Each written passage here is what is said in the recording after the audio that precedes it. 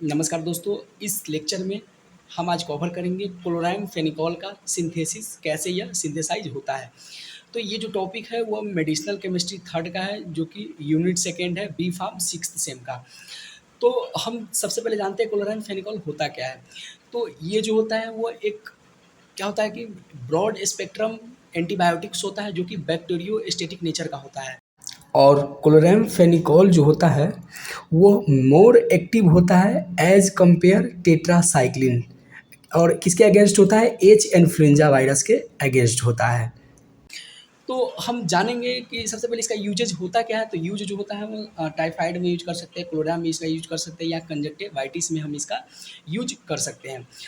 तो देखिए सबसे पहले इसका स्ट्रक्चर देखिए, क्लोराम फेनिकोल का यही स्ट्रक्चर है। ये जो है एक बेंजीन ग्रुप लगा हुआ है, उसके साथ नाइट्रो ग्रुप लगा है, फिर OH लगा हुआ है यहाँ पे, फिर यहाँ ऊपर OH लगा है, फिर NH लगा हुआ है, फिर यहाँ पे C डबल बॉन्ड O लगा हुआ है, Cl2 यहाँ पे Cl और Cl लगा हुआ है। तो हम इसको सबसे पहले ये कहीं भी आपको याद करना है, किसी भी सिंथेसिस को अगर बनाना है तो उसका स्ट्रक्चर याद होना बहुत ही ज़रूरी है, क्योंकि अगर आपको मेन रिजल्ट पता ना हो तो आप बना नहीं पाएंगे। तो सबसे पहले इसका स्ट्रक्चर होना, इसका नहीं किसी का भी आप सिंथेसिस करें तो सबसे पहले उसका स्ट्रक्चर याद रहना बहुत ही ज़रूरी है। तो हम चलिए शुरू करते हैं अपने सिंथेसिस को। तो यहाँ पे देखिए सबसे पहले क्या करेंगे कि 4 नाइट्रोएसिटोफिनॉन को हम ब्रोमीन के साथ रिएक्ट करवाएंगे in the presence of acetic acid. यहाँ पे देखिए 1 2 3 4 नाइट्रो ग्रुप यहाँ पे लगा हुआ है, और यहाँ पे जो है वो एसिटाइल ग्रुप लगा हुआ है। तो इसीलिए यहाँ पे क्या करेंगे, 4 नाइट्रो एसिटोफिनॉन इसको नाम दिए। तो यहाँ पे क्या करेंगे, तो ये हमारा बनेगा क्या, 4 नाइट्रो फेन असाइल ब्रोमाइड बना। तो यहाँ पे देखिए ये H 2 Br था, तो एक Br इसके साथ CH2 के साथ लग गया यहाँ पे, और एक Br जो है इसके साथ एक वाला H था, तो HBr बाहर निकल गया। अब क्या करेंगे, फिर 4 नाइट्रोफिनो फिनासाइल ब्रोमाइड जो होगा वो HCl और एंड हेक्सामिन के प्रेजेंस में क्या होगा कि हमको बनाएगा अल्फा अमाइनो नो 4 नाइट्रो एसिटोफिनॉन।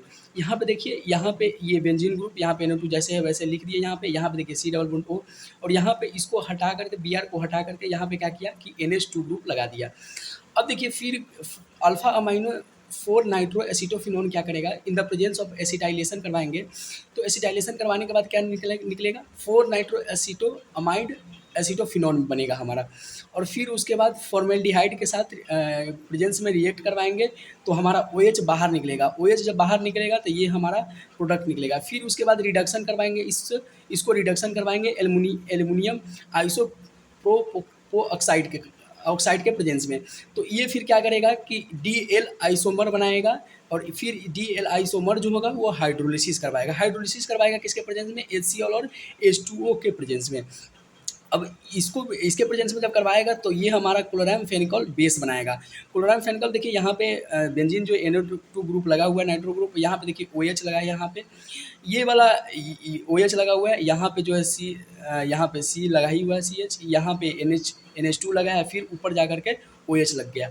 अब देखिए क्लोराम फेनिकोल जो होगा फिर से हम in the presence of react करवाएंगे किसके, क्लोरो एसिटाइल क्लोराइड के प्रेजेंस में Cl2CHCOCl।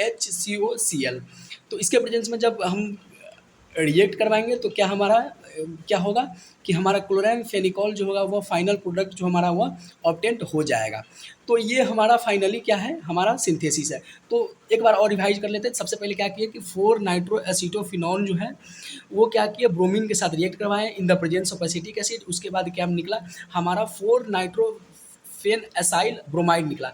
उसके बाद फिर इसको हम क्या किए कि HCl और हेक्सामीन के प्रेजेंस में रिएक्ट करवाएं, तो क्या हुआ, हमारा अल्फा अमाइनो 4 नाइट्रो एसिटाफिनॉन निकला, एसिटोफिनॉन। फिर इसको जो है हम एसिटाइलेशन करवाएं, एसिटाइलेशन करवाने के बाद 4 नाइट्रो एसिटोअमाइड एसिटोफिनॉन निकला।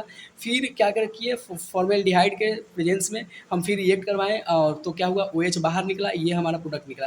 फिर इस प्रोडक्ट को क्या क्या किया कि रिडक्शन करवाएं, रिडक्शन किसके प्रेजेंस में करवाएं, एल्यूमिनियम आइसोप्रो ऑक्साइड के प्रेजेंस में। तो ये हमारा जो होगा DL आइसोमर निकला। फिर हाइड्रोलिसिस करवाएंगे किसके प्रेजेंस में, HCl H2O के। तो फिर हमारा क्लोराम फेनिकोल बेस निकला। फिर इसको जो है हम क्लोरो एसिटाइल क्लोराइड के प्रेजेंस में रिएक्ट करवाएंगे, तो फाइनली हमारा क्लोराम फेनिकोल हमारा ऑब्टेंड हो जाएगा। तो यही तो हमको सिंथेसिस करना था। तो ये हमारा सिंथेसिस हो गया। अब हम जानेंगे कि इसका मैकेनिज्म ऑफ एक्शन होता क्या है। तो ये कुछ भी नहीं है, ये इसमें क्या होता है कि ये इनहिबिट करता है प्रोटीन सिंथेसिस को, बाय इनहिबिट क्या करता है कि 50s सब यूनिट ऑफ 70s राइजोजोम्स को, और ये ऑल्सो ये इनहिबिट करता है पेप्टिडाइल ट्रांसफरेज एंजाइम को, जो कि प्रिवेंट करता है पेप्टिडाइड बॉन्ड बॉन्ड फॉर्मेशन में। तो यही हमारा जो है वह मैकेनिज्म ऑफ एक्शन है। धन्यवाद।